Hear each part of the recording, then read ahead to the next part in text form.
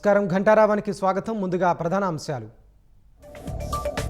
Social media నిషేధంతో నేపాల్లో పెల్లుబికిన ఆగ్రహం. యువత ఆందోళనలు హింసాత్మకం, 16 మంది మృతి.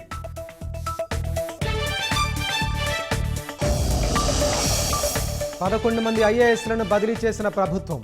టీటీడీ ఈవోగా అనిల్ కుమార్ సింఘాల్, జీఏడీ సీఎస్గా శ్యామలరావు.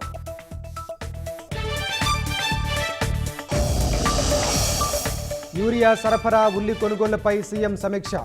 రైతులకు సమస్య లేకుండా చూడాలని ఆదేశం.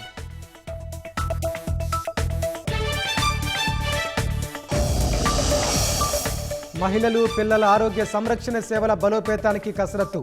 ఈ నెల 17న ప్రచార కార్యక్రమానికి శ్రీకారం చుట్టనున్న ప్రధాని. జమ్మూ కాశ్మీర్లోని కుల్గాంలో ఎన్కౌంటర్. అటవీ ప్రాంతంలో సెర్చ్ ఆపరేషన్. 2 ఉగ్రవాదులు హతం.